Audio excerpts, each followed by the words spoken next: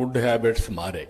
ఒకప్పుడు అందరూ రైస్ తినేవాళ్ళు, కొన్ని ప్రాంతాల్లో రాగి తినేవాళ్ళు, కొన్ని ప్రాంతాల్లో జొన్నలు తినేవాళ్ళు. కానీ ఫస్ట్ టైం మన నాయకుడు ఎన్టీ రామారావు గారు వచ్చిన తర్వాత అందరికి రైస్ ఇవ్వడం మొదలు పెట్టారు. 2 రూపాయల కేజీ బియ్యం వచ్చింది. కరువు ప్రాంతాల్లో అప్పుడప్పుడే రైస్ తినడం ప్రారంభించారు. కానీ ఈ రోజు వచ్చిన పరిస్థితులు మారాయి. రైస్ ఎక్కువ తింటే డయాబెటీస్ వస్తుంది. ఫుడ్ హ్యాబిట్స్ దీనివల్ల మారిపోతున్నాయి. ఫుడ్ హ్యాబిట్స్ మీరందరూ కూడా గుర్తుపెట్టుకోవాల్సింది మనిషి యొక్క ఆరోగ్యం మనం తినే తిండి పైన, మన అలవాట్ల పైన, లైఫ్ స్టైల్స్ పైన ఆధారపడుతుంది. అందుకే చాలా టెక్నాలజీస్ వచ్చాయి, అవన్నీ నేను మళ్ళీ మాట్లాడతాను. కానీ ఈ రోజు ప్రపంచం మొత్తం ఆహారపు అలవాట్లు పెరిగి ప్రోటీన్ రిచ్ ఫుడ్కి వెళుతున్నారు.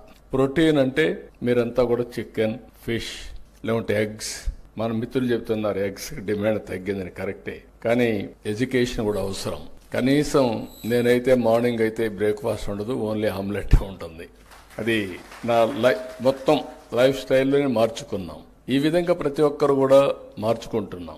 ఒక పక్క ప్రోటీన్ అయిన తర్వాత ఇంకొక పక్క మీరు చూస్తే మిల్లెట్స్ ఇవన్నీ కూడా వస్తున్నాయి బ్యాలెన్సింగ్ కోసం. ఇంకొక పక్కన ఫ్రూట్స్ అండ్ వెజిటబుల్స్ బాగా పెరుగుతున్నాయి. ఈ విషయం కూడా గుర్తుపెట్టుకోవాలి. దీనివల్ల ఇప్పుడు మొత్తం ప్రపంచం అంతా కూడా హార్టికల్చర్కి ఎక్కువ ప్రాధాన్యత వచ్చింది. అందుకే నేను కూడా మొత్తం చేంజ్ చేస్తున్నాను.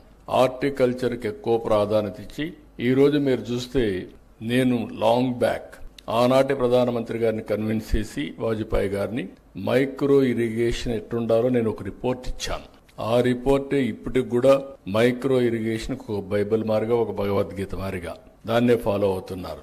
అందుకే నేను గర్వంగా చెప్పగలుగుతున్నా, ఈ రోజు 5 సంవత్సరాలు ₹1 కూడా వీళ్ళు ఇవ్వలేదు. మళ్లీ ఈ సంవత్సరం పికప్ చేశాం. దేశంలో మైక్రో ఇరిగేషన్ కి నెంబర్ 1 రాష్ట్రం ఏదంటే దానికి చిరునామా ఆంధ్రప్రదేశ్.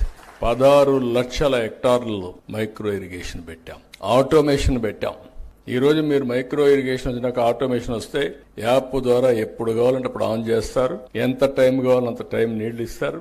అవసరమైతే నీళ్లు కరెక్ట్ గా చెక్ చేసుకునే టెక్నాలజీస్ వచ్చేస్తున్నాయి. టోటల్ మెకనైజేషన్ తో ముందుకు పోయే పరిస్థితికి వచ్చాం. ఇక్కడికి వచ్చినప్పుడు మళ్ళీ నేను అందుకనే అగ్రికల్చర్ లో, అలైడ్ ఇండస్ట్రీస్ లో ఒక వినూత్నమైన ఆలోచనలు చేస్తున్నాం.